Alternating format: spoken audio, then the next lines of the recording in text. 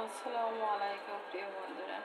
আমি এখন দেখাচ্ছি আপনাদের সবজি দিয়ে মাছ ভাগ করব। সবজি খেতে অনেক সময় ভালো লাগে না, করে খেলে বলতে দিচ্ছি আপনারা তো মাছ দিয়ে সবজি রান্না করলে খেতেও ভালো হয় আর সবজির গুণাগুণ পাওয়া গেল। তো আমরা হচ্ছে বিক্রমপুরের মুন্সিগঞ্জে বিক্রমপুরের মেয়ে। আমাদের কাটাকুটি অনেক সুন্দর, আমাদের মানুষে অন্যদের কাটাকুটি পছন্দ হয় না, মাছ কাটতেও পছন্দ হয় না, তারপরে করাই আমার হেল্পিং হ্যান্ড মাঝে মাঝে আমাকে পেঁয়াজ কেটে দিয়ে যায়। বলি যে একটু পচা পেঁয়াজ, প্রথম যে পেঁয়াজগুলো বেশ বেশি 7-8 কেজি পেঁয়াজ কিনে আনছিলাম, দেখি যে পচে গেছে।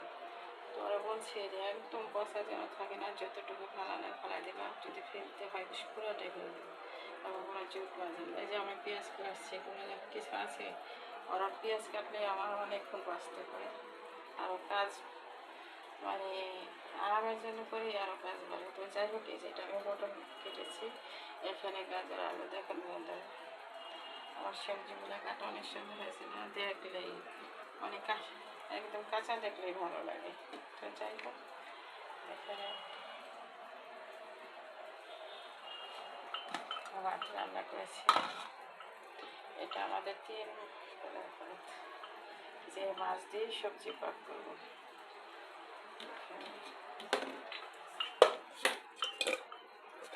শিং মাছ আছে। তো যাই হোক বন্ধুরা, কমেন্টস করে বলবেন যে আমাদের সবজি কাটা খেতে অনেক সুন্দর, আসলেই সুন্দর। আমি কি করব, এই আলুটা আর গাজরটা পেঁয়াজ বাদামি কালার করে মশলা দিয়ে আলু গাজর কষাবো।